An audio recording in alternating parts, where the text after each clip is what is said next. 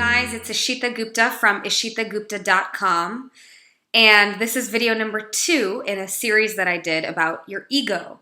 The first video I did told you all the amazing things that have happened in my life because I used my ego. That was video number 1, and you guys are I go through a list of like 25 things that my life has just rocked out because of my ego, okay? And this video is a little different. This is 10 ways my ego has gotten me into trouble, because you gotta have a balance, okay? A healthy ego is wholeheartedly something I encourage. I advocate a healthy ego. You gotta believe in yourself to get what you want in this world.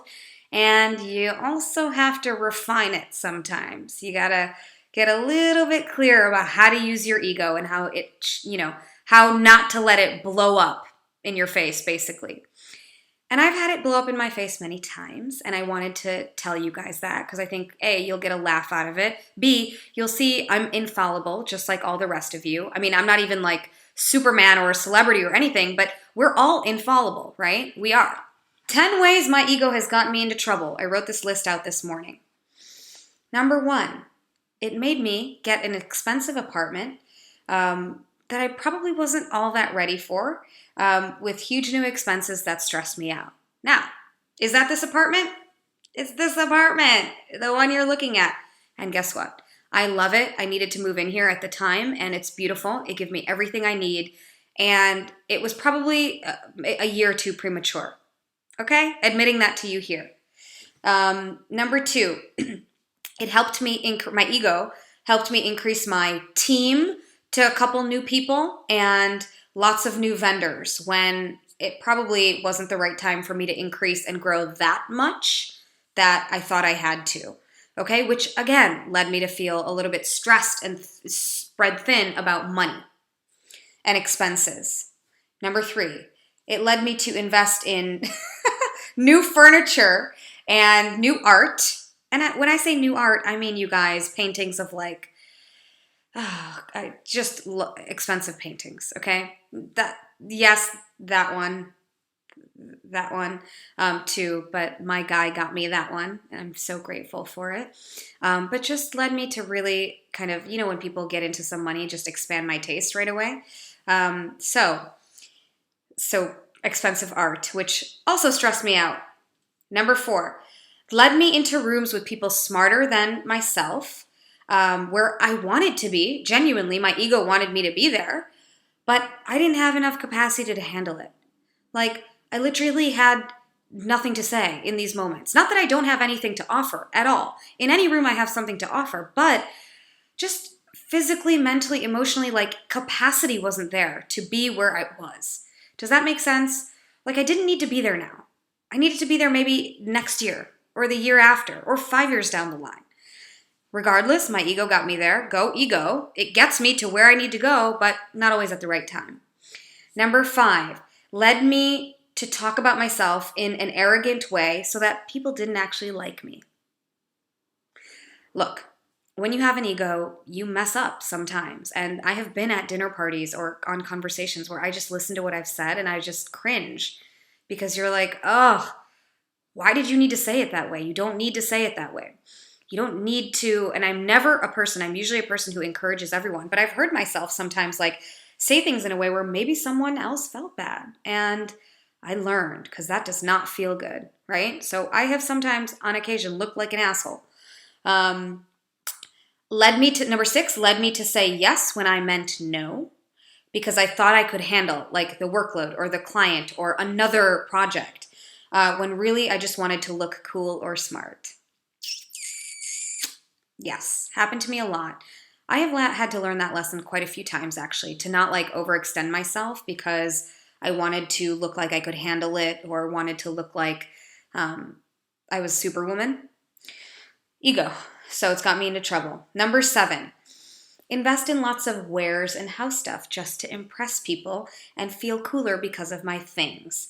Okay, so clearly some of these have a theme, which is the more money you make and the more successful you are, sometimes your tastes change. Did you see the light change there too? I don't know how to control that. And part of this has been a learning lesson for me in the last couple of years since I've been more successful and since money has come in a new way than I've ever felt it in the past. And my tastes were sort of reflective of this ego-filled like desire to please and desire to impress. Lo and behold, that desire I felt really beholden to for quite a bit of time in the last couple of years. And I'm not Beyonce. I don't need to live like her right now. And part of me, my ego really wants to, because there's parts of ourselves that want to stretch and strive so big, right? Because I believe I'm big. I believe you're big. If you feel like you want to do important work in this world, you should feel like you're big too. But I don't need to like dollar bills, right? At least not now. Number 8, I want it faster, sooner, better, now, right? So feeling like I could skip steps because of who I am, like, oh, I worked with Seth, or oh, I've learned this, or I built an email list. Like, why should I have to learn things? What? That's silly, right? I always have to learn. And when I forget that I have to learn, my ego, that's when I get into trouble. So like, I've had to go back to, ground zero with building my business. I've had to like obliterate certain ways of being and things I write about and talk about in order to rebuild. I've had to learn. And wanting it to be faster and better is like me skipping steps and like not wanting to pay my dues. And it's led me to like frustration and comparison between myself and other people, and like just feeling like a failure when it doesn't have to be that way, right? But that's how my ego has gotten me into trouble, because it's made me feel bad about myself that I should have been somewhere faster. No, like there's a universal order to things. Let it unfold. Number 9, doesn't allow me to connect to God or the universe because I just keep doing, right? Instead of just stopping and like getting some guidance, I just keep going full force because I think I know it all. Like as if I know more than the universe, right? But that's how it feels sometimes on a Monday morning when you're ready to go. So, number 10, led me to take on work-wise more than I can handle because I thought I could handle it all. I already mentioned this. Like I have more capacity than I really didn't, which led me to work more, which led me to stress more, which led me to burnout. Don't do what I did. Don't do it. Number 11. Here we go. Embarrassing. Writing social media posts to get a laugh or a like. Okay? Wanting that recognition. Don't get me wrong, I'm human. I like seeing likes. But it's crazy because the next one, number 12, is being beholden to checking social media all the time after I post something, looking at and getting good feelings from all the validation. Yeah. Right? It feels good momentarily, but what the hell? That is straight up ego, and it makes me feel crazy when I'm constantly checking, right? So it's not a good feeling. Even though I think I'm chasing the good feelings, I'm really not. Number 13, the numerous icky feelings I get inside after I've acted out of ego and I've noticed it, especially when it's hurt someone else. So if I have said something arrogant, or I have said something out of turn, or if ever someone else's light has had to dim in order for me to shine, right? That's not actually how I normally operate at all. But in the few times that my ego has gone in that direction, I have felt it strongly, okay? Number 14, gotten myself into lots of embarrassing situations where like I can't blush, but I have felt my cheeks flush and I have gotten like chastised in public. This happens a lot of times when I'm with my family and friends because I embarrass them. Not intentionally, but just because of the way I behave. Like I remember one time we were at a bowling alley and this like little girl or some little boy had a birthday party and they had left. But there's all this food left over and I didn't know if they were going to throw it away or what they were going to do with it. So I thought they were going to throw it out. So I went and I grabbed a couple cupcakes, okay? And I was going to give it to my family and friends. Lo and behold, the mom comes back and she's like, that girl took cupcakes and we're going to take these home with us and give them to the kids. And I immediately gave them back and I was like, I'm sorry. And I felt so embarrassed. But my family was like, Ishita, you shouldn't have gone to get the cupcakes. We told you not to. But they were right. And I was wrong. And I went to go get the cupcakes anyway. And I felt like a total douche after. But there you have it. The embarrassing situations. When your ego kind of gets out of control.